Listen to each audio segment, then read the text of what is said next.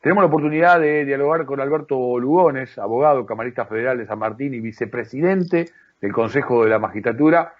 Doctor Lugones, Edgardo Chini lo saluda aquí por Radio Cooperativa, por Estado de Alerta. Buenas tardes. ¿Qué tal? Buenas tardes, ¿cómo le va? ¿Cómo anda usted? Bien, bien, gracias por atendernos. Yo lo primero que quiero preguntarle es, en medio de toda esta situación, ¿no? ¿Qué rol está cumpliendo Eduardo Casal, quien entiendo sigue al frente de este cargo? ¿Qué antecedentes dejó todo lo que vivimos con el proceso de la expulsión, entre comillas, a Gilles Carbó? ¿Y en qué estadio se encuentra la proposición de Rafecas como el nuevo procurador? El Estado, la situación que cumple el doctor Casal es la función de un procurador general interino con facultades, si bien en principio las facultades son todas plenas de procurador general, pero en realidad los hechos hacen que, por ejemplo, no haya convocado concursos para cubrir las más de 150 vacantes que hay de fiscales en todo el país, lo cual le pone un rengo todo el funcionamiento del Ministerio Público Fiscal a lo largo de todo el país. Después, la realidad es que se han aplicado algún reglamento que se dictó en el año 2017, que es altamente cuestionable, está cuestionado porque, por ejemplo, como ejemplo, para que se tenga en cuenta, a ver, el presumario que se le hace a los fiscales, se toman declaraciones a persona sin promesa de decir verdad. Es decir, yo armo un sumario en base a eso, luego que tengo el sumario armadito, lo cierro y entonces lo cito al fiscal investigado para que venga a ejercer su defensa, pero respecto de gente que no dijo la verdad porque no fue obligado a decir la verdad. Cuando llegue el momento, se empieza a hacer el sumario nuevamente, se convoca en algunos casos a esos testigos, y el testigo dice, no, bueno, yo no dije eso. Y como en realidad no se comprometió para nada a dar un testimonio fidedigno y cierto, todo que queda en el aire, hay sumarios iniciados, yo le puedo mencionar infinidad de casos, uno de los casos puntuales que se ve en todos los medios, que es de público y notorio, es el de la doctora Boquín, en el cual cuando esos testigos fueron a declarar, dijeron no, en realidad nosotros no dijimos eso. Entonces, ¿qué ocurre? Todo esto, ¿qué significa? Hay un grupo de fiscales, que obviamente no son los fiscales amigos del procurador y de la gente que lo rodea, que tienen sumarios o presumarios hechos y a los cuales se le corre traslado y después se encuentran con una causa absolutamente armada que cuando se empieza a buscar en detalle se encuentran con que nada de eso sirve.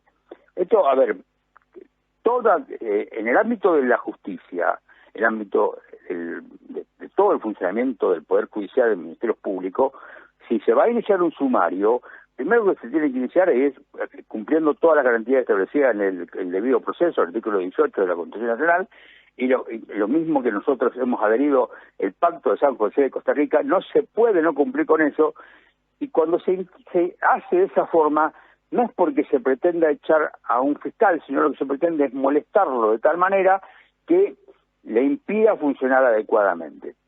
Obviamente, eso no se hace con amigos, se hace con otra persona a las cuales se quiere de esa forma torcer o afectar en su ejercicio de la profesión.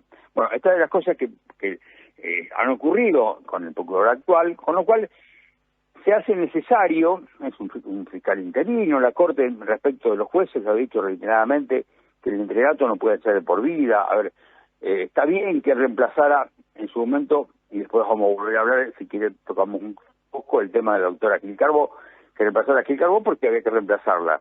A la doctora Gil Carbó se la echa amenazándola con iniciar de juicio penales a ella y a sus hijos, se la echa publicitándose los teléfonos de las hijas para que las escracharan, se las echa bajo la amenaza de juicio político que obviamente no podían hacer, pero ya eso nos marcaba la línea de cómo iba a funcionar esto que hoy está funcionando así. Entonces, ¿qué es lo que hay que hacer? Hay que reemplazar al actual procurador. Ahí viene la discusión de si el actual procurador puede ser removido con un juicio, con una remoción simple, con un decreto del Poder Ejecutivo, porque en principio así podría ser, o una decisión tomada administrativamente, o se necesita juicio político. Para juicio político necesita 2/3. La otra forma de reemplazarlo es conseguir lo que estaba previsto en la ley que regulaba el régimen del Ministerio Público, que exigía 2/3 para designar el nuevo procurador. Bien, ¿Qué es lo que pasó? ahora, si me permite, ahora pasamos al tema del nombramiento del nuevo procurador.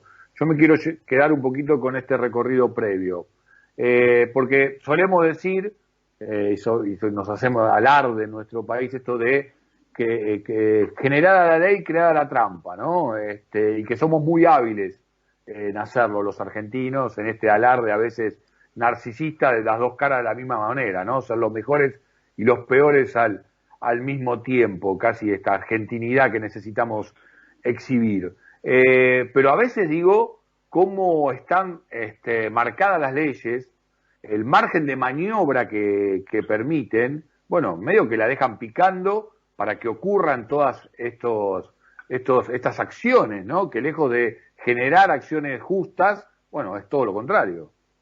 Así es, así ocurre.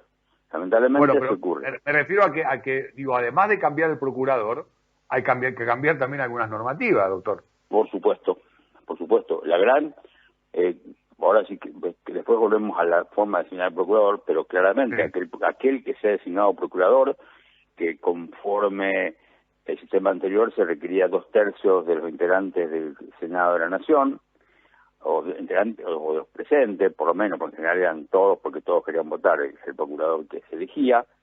La propuesta de que la ley que está discutiéndose hoy en el ámbito de la Cámara de Diputados es una ley que tiene mucho de similitud con un proyecto presentado en su momento por el ministro de Justicia Garabano, que él lo defendió en la Cámara de Diputados, creo que fue, y con otro proyecto que presentaron con bastante similitud, presentado por el entonces senador Pichetto, el senador Pinedo, el senador Rosa, también con similares cuestiones. Y yo, a ver, no estoy diciendo ni que aquellos proyectos, ni que este proyecto ahora sean la panacea, habrá sido bueno, no. Aquellos eran muy malos, este se mejora en algunos aspectos, puede seguir siendo cuestionable, pero ¿qué es lo que pasaba? Más allá, olvidémonos del tema de cómo se la removió a la doctora Chicargo, cómo se la separó, cómo se la presionó para que se fuera. Lo cierto es que después intenta designar un procurador efectivo, el entonces presidente Mauricio Macri, hace una propuesta y nunca llega a tener los 2/3. En realidad que es muy difícil en nuestro país conseguir en algún momento que se pongan de acuerdo los principales partidos, el partido oficialista y el opositor, para llegar a 2/3 de votos del ámbito del Senado. El punto es, ¿qué es lo que pasó?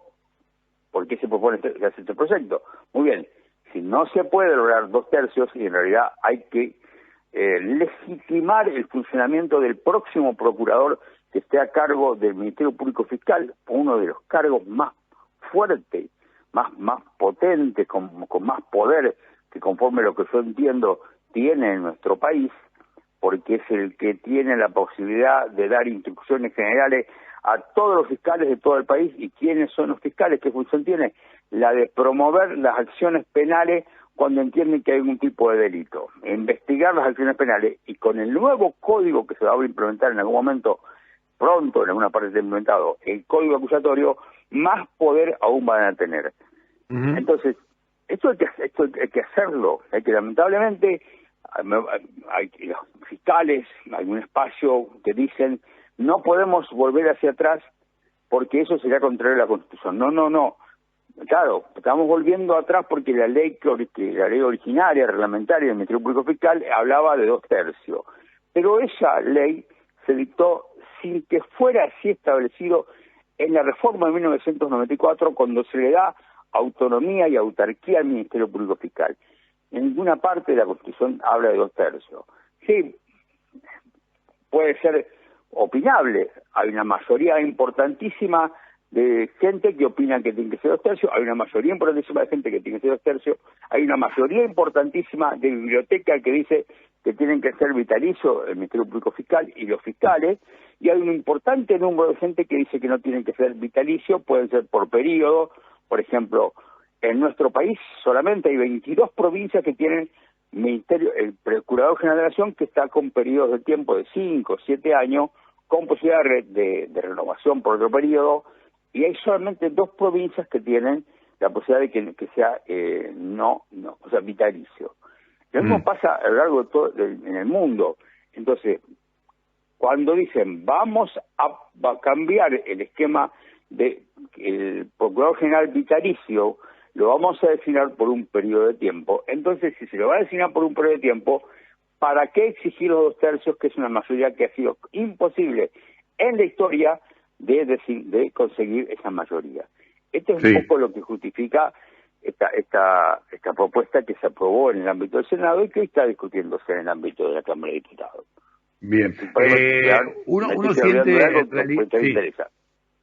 No, digo que uno siente en realidad que queda como una asignatura pendiente esta posibilidad que la dirigencia política en oposición y oficialismo en los diferentes mandatos logren un acuerdo que de alguna manera jerarquice el otro poder, el poder judicial, y además se puede ejercer con mayor independencia. Uno entiende esta argumentación de que se dificulta tanto que es peor el remedio que la enfermedad, porque terminamos una suerte de vaciamiento en el cumplimiento de este rol, o peor aún, en el bastardeo del ejercicio de este rol. Una última consulta, doctor, y agradeciéndole esta comunicación. ¿Cómo cree que va a seguir? Porque, bueno, concretamente estaba propuesto Rafecas para ocupar el cargo. Aparentemente el juez ahora no aceptaría a partir de esta situación que se ha demorado, y en todo caso, ¿cuál sería el procedimiento? El tema de la propuesta del doctor Rafecas, por Daniel Rafecas, yo lo conozco, es amigo, es un excelente candidato, es un brillante candidato, pero cuando lo propone Alberto Fernández, la oposición no le estaba dispuesta a dar el acuerdo, estaba regateando la posibilidad de dar el acuerdo. Ahora, cuando hay serias chances de que se apruebe la reforma de la ley de Ministerio Público Fiscal, aparecen aquellos que no le aceptaban antes porque pensaban que no dándole el acuerdo limitaban el poder del presidente de la Nación. Fíjese qué estupidez de cierta gente. Bueno, ahora quieren dar el acuerdo, con lo cual lo que hacen es limitarle eso sostiene, eso impulsa, dicen impulsar la candidatura del doctor Rafecas, con lo cual hace que lo predispongan mal al doctor Rafecas con quien sería que lo impulsaba. La verdad, es una lástima si no se lo puede designar, porque es un gran candidato, pero bueno, esto pasará por lo que el propio doctor Rafecas decida si él aceptaría, si no consigue esos 2/3 ser procurador general, y a su vez habrá que ver si tanto el presidente de la Nación como el Senado de la Nación están dispuestos a darle el acuerdo para ese cargo.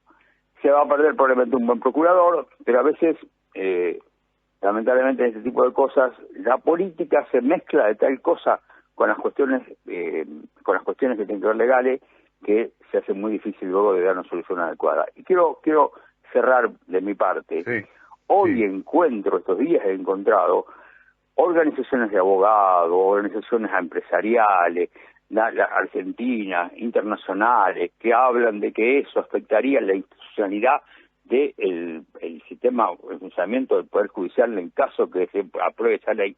La verdad, es una gran mentira, es una gran falacia, hay mucho de cinismo eso, porque si ellos aprobaban un sistema anterior, ellos aprobaban pero los proyectos, y nadie se oponía a esos proyectos, no dijeron nada, incluso algunas organizaciones de fiscales hasta dijeron públicamente ante el Senado de la Nación que ellos estarían de acuerdo que se lo designe por mayoría absoluta. La verdad, este tipo de cosas a mí me enervan. Las cosas son o no son malas ahora y son bien buenas antes. En consecuencia, hacia el futuro esperemos tener una dirigencia política que haga más honor a la verdad y menos honor a las conveniencias en algún momento puntual de su vida. Casi una prédica, casi de un pedido. Ojalá que respetemos también lo que es el poder del pueblo votando y eligiendo a las autoridades, que a su vez se les da ciertas facultades, entre otras, por ejemplo, al presidente de la Nación, para proponer Procurador General, Ministro de Justicia, Ministro de la Corte Suprema, bueno, todas las facultades que tiene reconocidas por la Constitución Nacional. Doctor Lugones, gracias por esta comunicación, que termine bien el día. Gracias, muy amable, hasta luego. El doctor Alberto Lugones, camarista federal de San Martín y vicepresidente del Consejo de la Magistratura, pasó por aquí por Estado de Alerta, pasó por aquí por la Radio Cooperativa.